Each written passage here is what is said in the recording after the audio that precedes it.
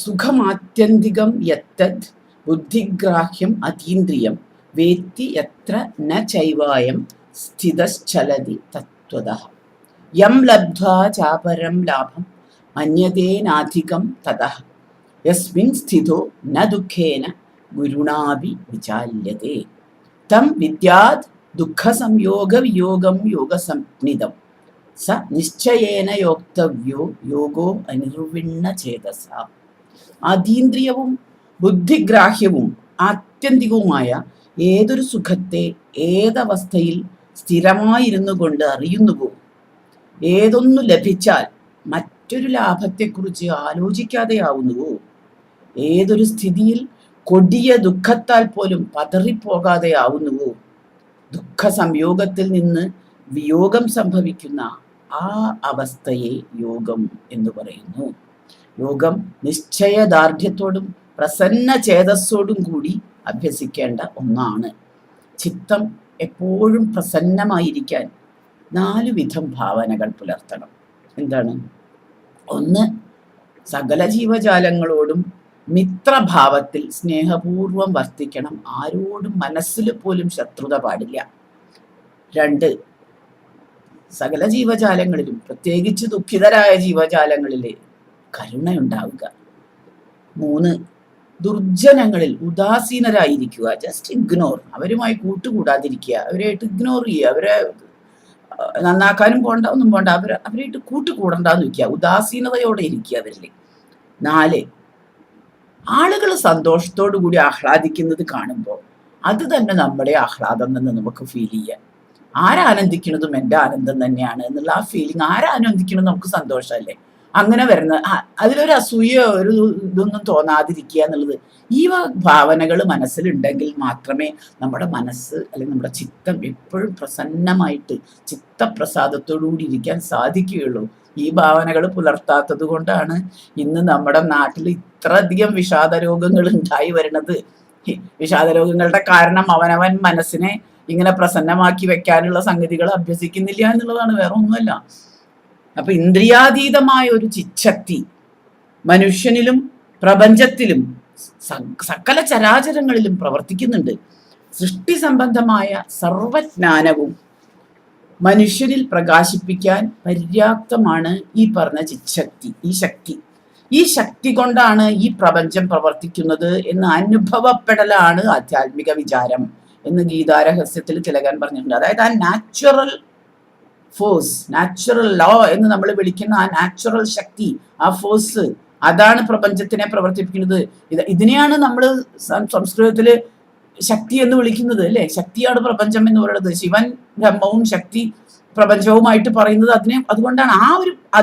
ആ ശക്തി കൊണ്ടാണ് ഈ സൃഷ്ടി ഉണ്ടാവുന്നതും ഈ സൃഷ്ടി പ്രവർത്തിക്കുന്നതും എല്ലാം എന്ന് അനുഭവപ്പെടലാണ് ശരിയായ ആധ്യാത്മിക വിചാരം എന്ന് ഗീതാരഹസ്യത്തിൽ തിലകൻ എടുത്തു പറയുന്നുണ്ട്.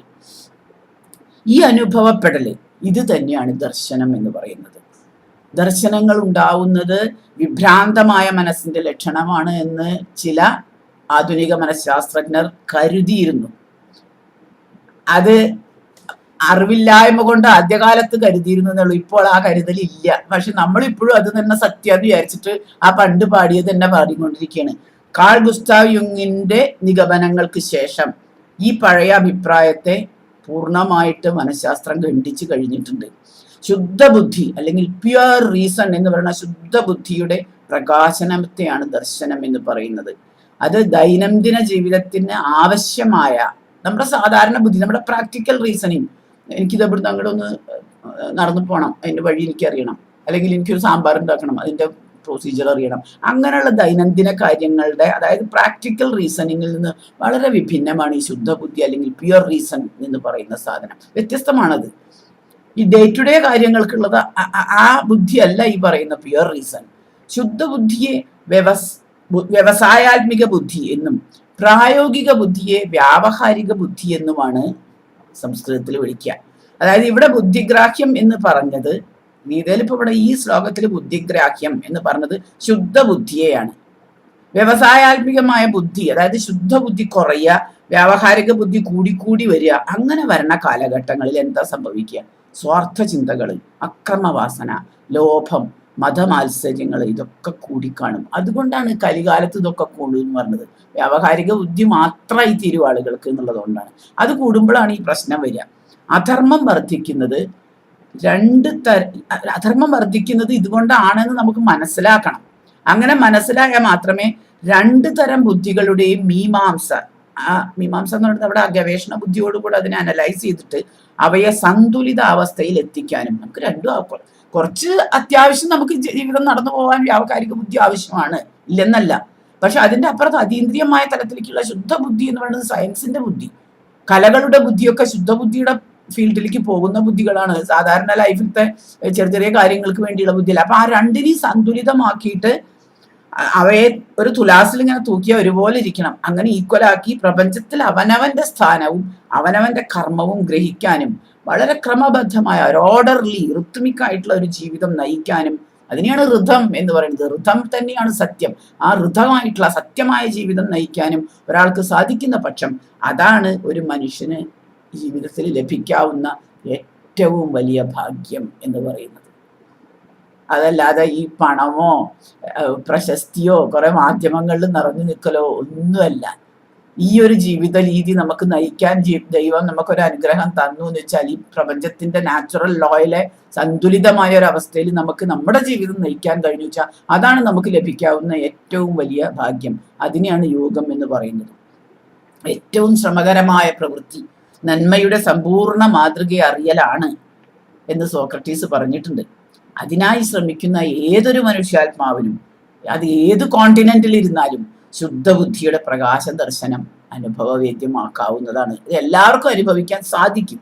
അതിൽ മസ്തിഷ്കത്തിന്റെ കോളാറല്ല ഉള്ളത്, മസ്തിഷ്കത്തിന്റെ ഏറ്റവും ക്രമബദ്ധമായ ഋത്മിക്കായ പ്രവർത്തനമാണ് ഉള്ളത്.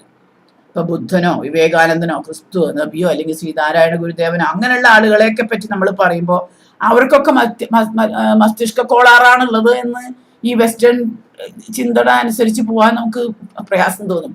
കാരണം അതല്ല, അവരുടെ ഒരു ക്രമബദ്ധമായ പ്രവർത്തനം ലഭിച്ച മനുഷ്യരാണ് അവര്. അപ്പൊ പതഞ്ജലി പറയുന്ന ആ മഹത്തായ അനുഭൂതി അല്ലെങ്കിൽ ആ യോഗ സാധന ലഭിച്ച ആളുകളെ മാത്രമേ നമ്മൾ ഈ ഗ്രൂപ്പിൽ കൂട്ടുന്നത് തന്നെ ഉള്ളൂ.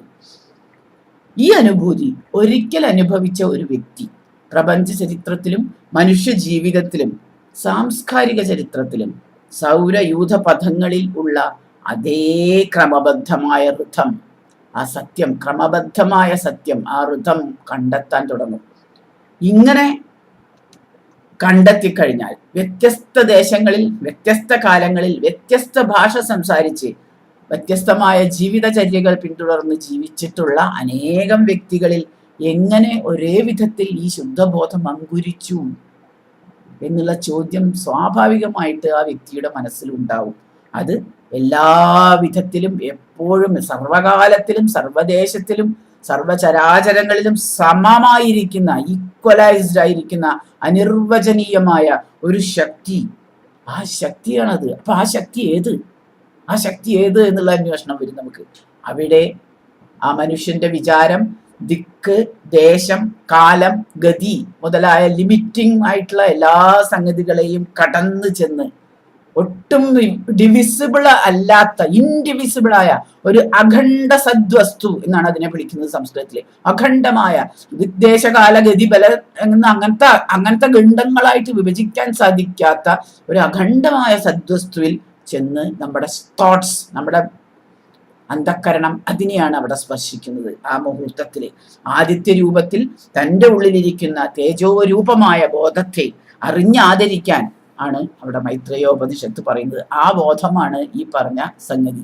അന്തര്യാമിയായ ആ തേജസ്സാണ്, ആ എനർജിയാണ് ഈശ്വരൻ. അത് പുറത്തുണ്ട് അകത്തുണ്ട്. നമ്മുടെ അന്തര്യാമിയായിരിക്കുന്നത് ആ കോസ്മിക് ആയിട്ട് നിറഞ്ഞിരിക്കണ അതേ ഈശ്വരൻ തന്നെയാണ്. അല്ലാതെ വേറൊരു ശക്തി ഇല്ല. എവിടെയും നിറഞ്ഞ ശക്തി തന്നെയാണ് നമ്മുടെ ഉള്ളിൽ ഇരിക്കുന്നത് എന്നുള്ള റെക്കഗ്നിഷനാണത്. ആ മനുഷ്യൻ ഈശ്വരത്വം പ്രാപിക്കുന്ന ആ അസുലഭമായ അവസ്ഥയെയാണ് Immanuel Kant the dynamic sublime എന്ന് വിളിച്ചിട്ടുള്ളത്. ഈ അവസ്ഥയിലാണ് ഒരു നരൻ താൻ നാരായണനാണ് എന്ന് മനസ്സിലാക്കുന്നത്. ആ അവസ്ഥയിലാണ് അഹം ബ്രഹ്മാസ്മി എന്നൊരു ഋഷി പറയുന്നത്. അങ്ങനെയുള്ള അവസ്ഥയിലെ ആത്യന്തിക സുഖത്തെയാണ് ഇവിടെ കൃഷ്ണൻ പരാമർശിച്ചിരിക്കുന്നത്. അത് വളരെ എന്താ പറയാ, വളരെ അബ്സല്യൂട്ട് ആയിട്ടുള്ള ഒരു ട്രൂത്തിനെയാണ്, അല്ലാണ്ട് ഒരു റിലേറ്റീവ് ട്രൂത്തിനെ അല്ല അവിടെ പരാമർശിച്ചിട്ടുള്ളത്.